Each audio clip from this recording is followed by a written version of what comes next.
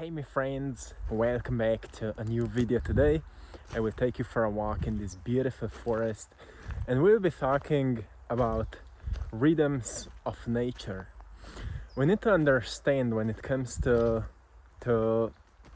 awareness of rhythms, because our minds are moving through different rhythms, our bodies are moving through different rhythms, and our soul is moving through different rhythms. And once we understand that, it's much easier to recognize where we are at this present moment. So why it is important? Because it helps us to understand that it's not about forcing anything to happen.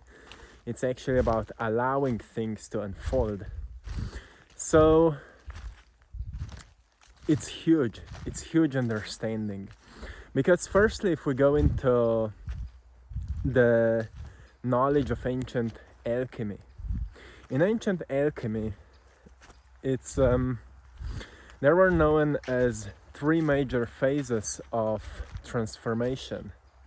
When we transmute from the present state of maybe being stuck, being limited, into being more free, more creative, more powerful. And those three different phases in alchemy are known as, the first one is the black phase. The black phase is known as the dark night of the soul. This is the moment where we find ourselves in the deep darkness of our thoughts, darkness of our life's challenges, darkness of circumstances, and at some point we don't know what to do. And it's called the dark night of the soul because usually it's the only way to wake us up, so we turn inwardly, right? Because we are used to live our lives externally. Like we're always dependent on external situations. Like when something goes wrong, I will ask this person. When I'm in financial challenges, I will ask this person. When I'm dealing with this, I will ask that person. But when we are moving through the dark night of the soul, usually there is nobody that can help us. And finally we turn inwardly and we find the source within that starts navigating us through those huge challenges. So this is the first phase, awareness that you are in the dark night of the soul. And it doesn't mean that it will happen just once in a lifetime. We go often through it, but the first time we become aware of the dark night of the soul is the hardest, because once we move through it, we recognize what to do, and every time we learn to turn inwardly, it's easier, and we start trusting it more often, right? How to trust that inner wisdom, inner guidance that was always there. Then the second phase in alchemy is known as the white phase. The white phase is then the phase of purification, the phase of raising your energy beyond limitations, the phase of rising beyond challenges. So this is the phase where you get yourself back together and you rise out of what happened. This is the phase of the phoenix. And it's self-empowering phase, a really important phase. Many people are moving through that phase right now. But the thing is that collectively we are moving through that phase right now. And then the third phase, which is really important phase as well, is known as the red phase. And the red phase is then embodying that higher energy into your body and becoming that transformed version of yourself. So those are the seasons and rhythms of your soul. When you're moving through life, you're moving through those three different phases all the time. And you need to recognize where you are at this moment, so we can understand that this is a natural cycle of soul evolution. This is a natural cycle of soul evolution. But then we have rhythms of the mind. Maybe you will hear the sounds of the leaves, fallen leaves, you know? Leaves fall down to the ground so they can make space on the trees for the new ones in the fresh new season. And you see, everything is moving in cycles, in rhythms, like the pendulum swing, you know? As it swings in one side, it will equally swing to its opposite side. So why it is important to know that when it comes to our minds, when we experience a rush of adrenaline, we will experience an equal rush of feeling exhausted eventually. This is the representation of the pendulum swing, and it's a manifestation of rhythm. Everything in nature moves through rhythms. So it means that we need to balance ourselves. We need to learn how to balance ourselves, how to become aware of the rhythms, and how to find the middle point. What is the middle point? The middle point is an awareness that you are the creator of your life, but at the same time you have to experience what you've created, right? You are the artists of your lives, but at the same time you need to discipline yourself so you can organize your mind, because artist's mind is usually unorganized mind. Thoughts are all over the place, concepts, ideas, inspiration, all over the place, like so many clouds. And if you're an artist, you understand it. I'm an artist and I can relate to it because I was like that. But because I'm coming from extreme sports, I've also learned in my past to discipline myself, to discipline my mind. So I'm able to structure those thoughts in different concepts in a way that can help me to function with that kind of a mind. It's a blessing, but it's also a curse, right? So we need to understand that we all have rhythmical minds, and we need to understand our minds, how your mind works. You need to understand your mind, because if you think that you are overthinking, there's also its opposite side that maybe you're not paying enough attention to. Like if you're constantly overthinking, you also need to slow down and tap into the quietness so you can recognize the clarity behind those thoughts. Thoughts are so powerful and they are teaching us so much about life. But we can only understand the meaning of thoughts once we enter into the quietness of the mind. So there's many different practices to calm down your mind, like meditation, for example. But often people find, especially at the beginning, people find meditation as something really hard to do. So if you're always overthinking or frequently overthinking, a great practice to help you to calm down your mind is to just take a white piece of paper, draw on a black dot, and put it somewhere close to you, and set a timer for 5 minutes and just look at it. Just look at it for 5 minutes. And without thinking, control your mind so your attention will not jump from one thought to another. Every time you catch yourself, go back to that thought. That's how you start training your will. You start training your focus. And you will notice that eventually your mind starts quieting down. But something truly powerful may happen in this exercise. You start experiencing meaning behind thoughts, because suddenly you're not distracted with all the things around you. Suddenly you start paying attention just to that one spot, to that one dot.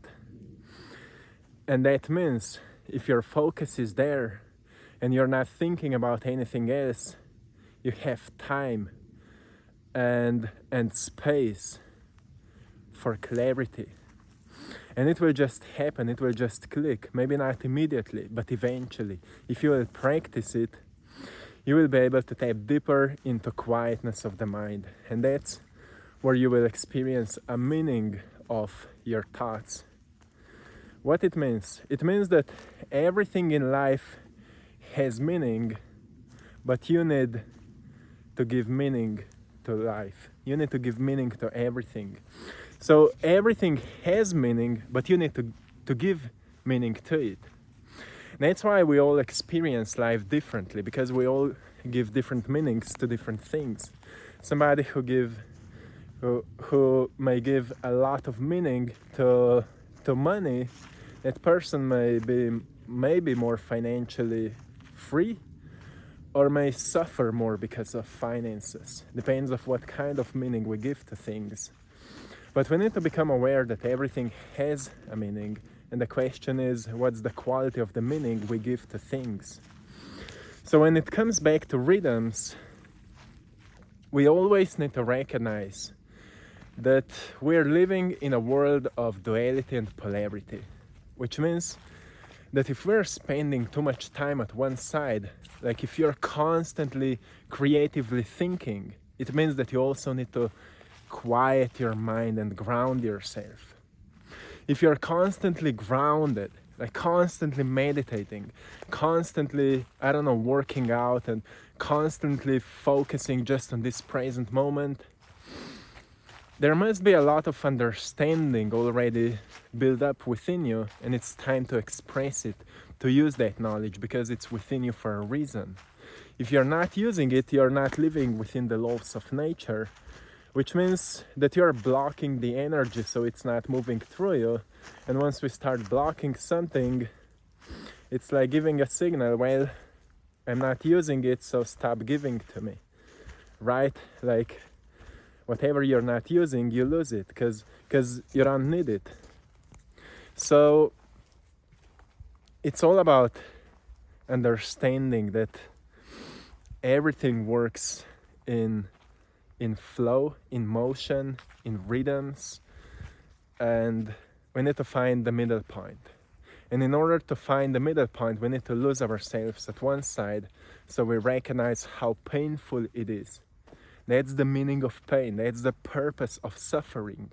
Once we become aware how painful it is to live out of balance, we can show to ourselves why we don't want to stay there. So if you can find yourself in deep suffering, you can know that you need to be there. So we can find a way to get out of it. And once you will get out of it, you will never get to such a deep suffering anymore, because now you know that pattern. Now you've learned something new. And the next time it may repeat, and most probably it will, but you will know better. That's the purpose of learning, right? That's how we grow. And once we understand how our mind works, it's much easier to navigate ourselves and to find our purpose, because it's all about finding our purpose and evolution on that upward spiral. It's all about that, finding the purpose and start evolving on that upward spiral. So purpose is, we know that because we've been talking a lot about it, right? If you're watching my videos for a while, you know, because we are talking a lot about it. Purpose is something we create out of something we may feel passionate about, and we may recognize that it can be a great value for maybe somebody who will come across what we are doing. Like art can be a great purpose, right? Or helping somebody with what you know is a great purpose. Or taking care of animals, a great purpose, especially at the places where people don't appreciate nature yet. And there's many different things, and you know what you feel, right? And feeling is knowing, so you need to follow that feeling. So We've been talking about the rhythms of the soul, rhythms of the mind, and then rhythms of our bodies. You know, we have phases where or when we feel really, really productive. And we feel that we just want to work, we just want to do, we just want to take action, we want to be disciplined. And then we have phases when we want to slow down, when we want to stop, pause, and reflect our lives. So you need to recognize at what kind of phase you are. And every single day, it may be differently. You may feel differently. So you need to listen to your body. That's what it means to listen to your body. In what kind of phase you may find yourself. Because everything is flowing like that, right? And often we may be influenced by external energies. And it's okay, it's something natural, we can't resist to it.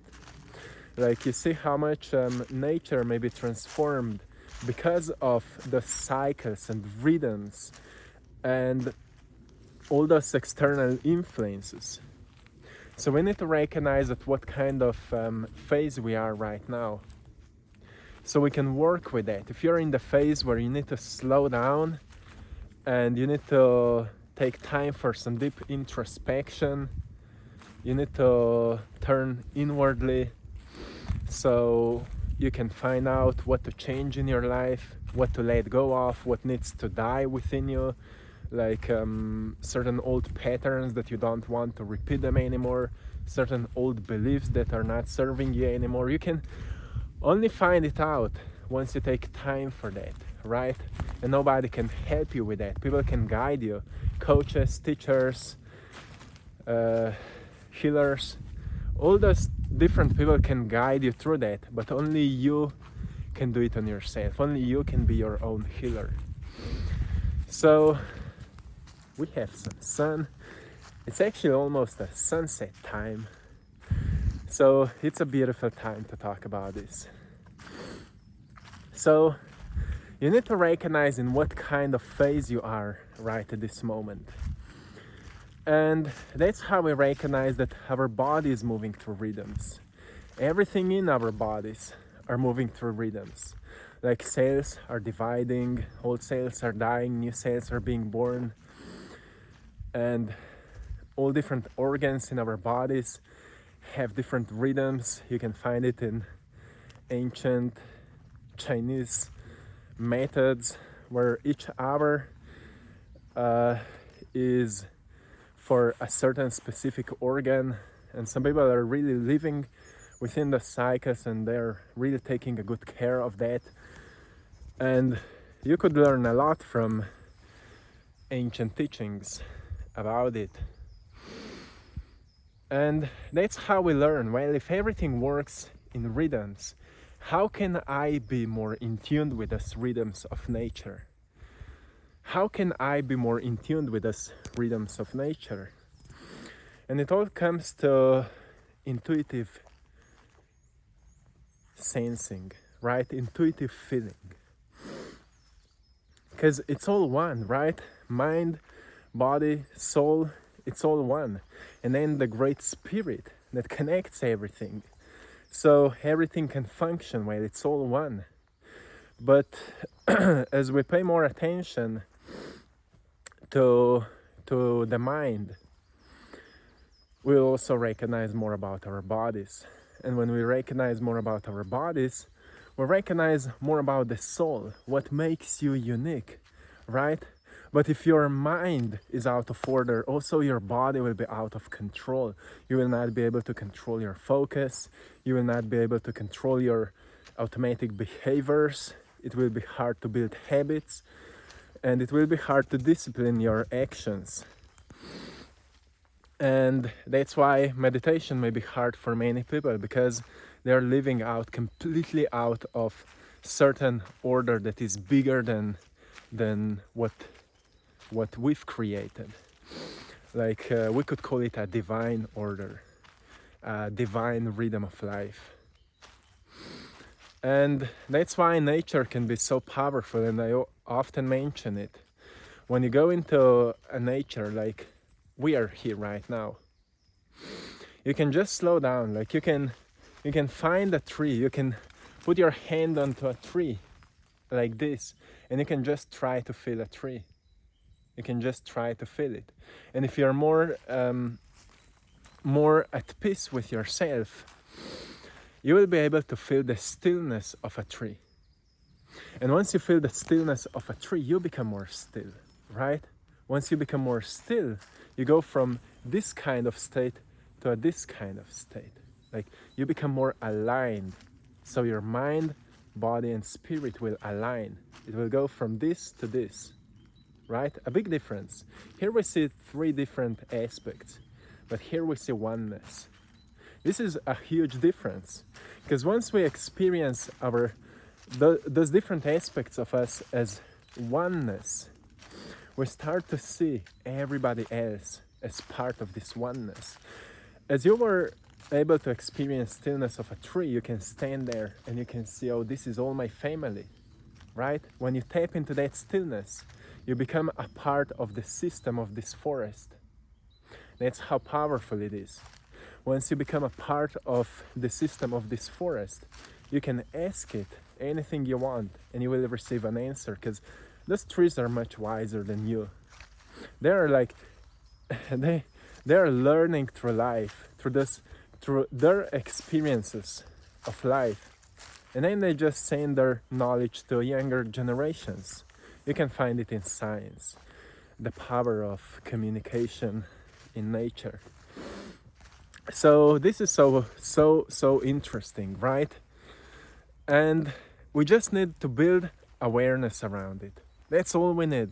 And we need to take time with that, because you don't need to rush anything. Actually, like I mentioned before, stop forcing things to happen and rather allow things to unfold.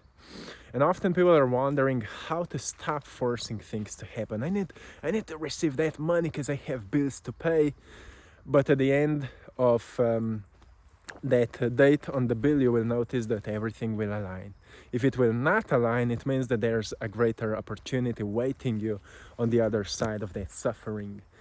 And I've talked with homeless people, I've talked with so many different people who have been through this kind of challenges, and they all said the same thing. It was a miracle that I needed to go through that challenge. I needed to lose everything that I had so I was able to find myself. It doesn't mean that you need to lose everything that you have, but it means that sometimes when things don't work out, it means that everything is actually working out for the bigger reason and purpose that you are about to find out. You're about to find out that bigger alignment that's taking place, but you need to stop forcing yourself to achieve something that will eventually happen naturally. So if you're wondering how to do that, well, focus on the solutions. Focus on who would you be without those mental limitations, without the fears that you hold within. Who would you be if there would be no limiting beliefs about what you think that you can and can't do? Who would you be? And strive to become it. Strive to become it. You will recognize there's a great resilience present within you, and you just need to awaken it. When you're dealing with different challenges, you will recognize there are answers within you. You need to tap into the quietness of your mind, and you can use the practice that I mentioned before. Everything is already within you, and you know that. We just like to distract ourselves because we're waiting until we will be so challenged that there will be no other way than turning within. So it's kind of like we would be programmed. I will only do that work when I will meet the dark night of the soul. And that's why people meet dark night of the soul. I've been there and I know it's not easy. And many of you have been there as well, and you know it's not easy. And to those of you who've been there, have usually, or most people have started working on themselves after that, because they've noticed that after they've started working on themselves, like what we're talking here, recognizing the rhythms of their soul, their body, and their mind. They've started experiencing greater alignment of themselves, and suddenly everything started clicking. Like synchronicity started happening faster than ever. They've started seeing their lives as a miracle. They've started seeing challenges as opportunities. They've started seeing mess as a message, and they are able to transform and transmute pain into the process of healing, and that's mastery. That's truly powerful.